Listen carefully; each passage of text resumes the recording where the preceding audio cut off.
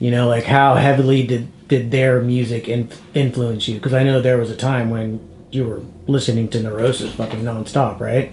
Yeah, I mean, Neurosis is huge. I feel like, I mean, I was at a show, I was at one of the shows, and some girl, I don't remember who it was, like just some random person that was there, was said something that I thought was really brilliant. She's like, "Yeah, this isn't a band, this is a religion," and I'm into that. Like, I believe that. Like, that's my church. You know, there's some music that's like sacred. You know, King Crimson's like that for me. Neurosis is like that for me. There's certain other bands that have been like, you know, it is definitely like a religion. You know, it is like a you go and you're sort of paying respect to something. And I think that the thing that's unique about Neurosis, I remember when I first got into them, somebody left a comment on like I don't remember what it was, like iTunes or something like that said basically like Neurosis is like Tool if like I don't know, like they're like a more intense version of Tool, and I sort of like I understood where the person was coming from. You know, they're like, it's like Tool, sort of the polished version of what Neurosis is. Neurosis is very visceral and it's very it's unapologetic. You know what I mean? Yeah. And there's something about Neurosis that really appeals to me on that level. Like the fact that their albums are so different. You know, that every one of them has sort of been controversial even amongst their fans, you know, where it's like, well, this isn't what I was expecting. I was expecting the last Neurosis album or whatever. And I've heard that from people, you know, where people were criticizing them like, oh, I like the old stuff. I like the punk rock Neurosis, or I like this whatever. And the fact that they have not allowed themselves to get comfortable in a style of music just because that's what they're expected to do, I really appreciate that. You know, the fact that they don't seem to tour of necessity, but they tour because they want to, is, you know, it's really amazing. The fact that they've been together for as long as they have, and that they've got to be really different people, but they all really seem to respect each other, is a really big thing. But as far as like the direct influence of Neurosis, I mean, I see people like that as being influences in my life as far as who I want to be. You know, those are the kind of people that I want to be. Like the Mjolnir that I wear around my neck. I stopped wearing my hammer for a long time, because the more I researched it, the more it, like, you know, I found all these like racist connotations and all this like, you know, groups that were like not what I was about at all. And I remember seeing Neurosis, and Steve Von Till was wearing his Mjolnir, and I was like, you know, and I don't believe he's a racist. You know what I mean? Like, I don't believe that he represents that. And I was like, you know, it's a shame that I'm letting a few people like change what I do or what I believe in because I'm afraid of whatever the popular opinion is going to be. And I started to realize that maybe I needed to stand up and, like, you know, claim it for myself, claim it as something for, you know, that I believed in, and instead of like worrying about what other people thought about me, which is sort of what the whole meaning behind wearing the hammer is in the first place. You know, that was sort of the deal.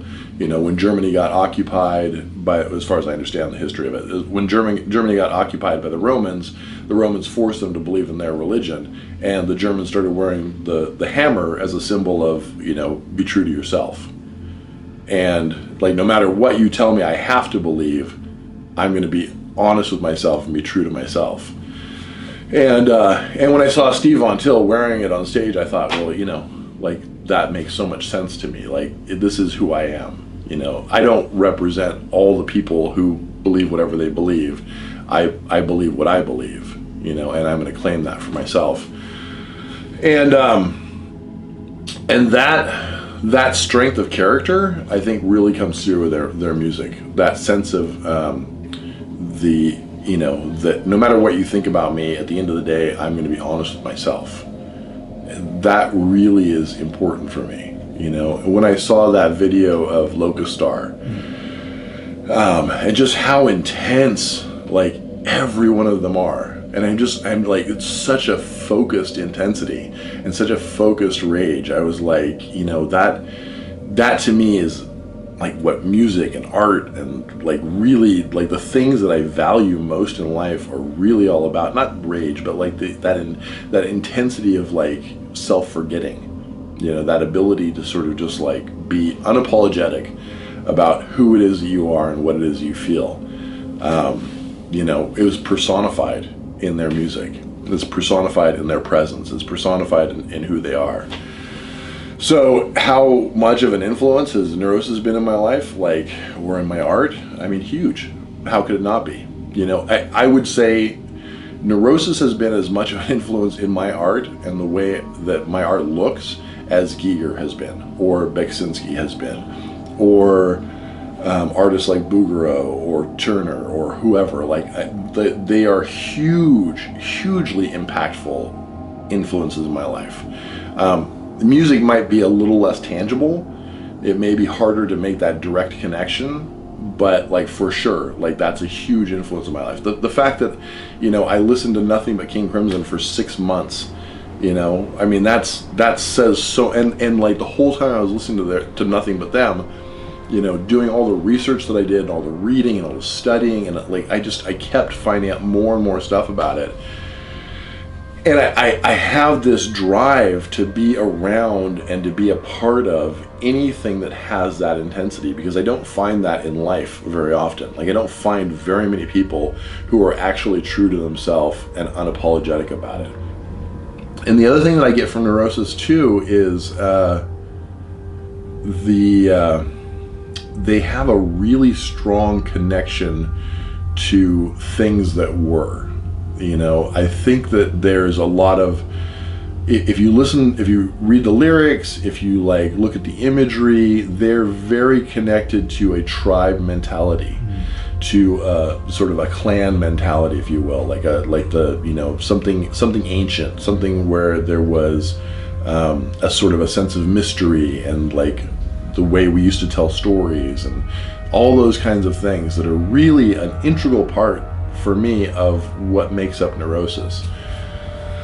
And then there's all the modern stuff. So they're not like trying, because you know, there's bands that I like too where they're trying to replicate what has been done in the past. Wardruna is one of these bands that's, you know, I love Wardruna, you know, and they're trying to sort of make modern ancient music, and that's amazing. Like, I'm totally down with that.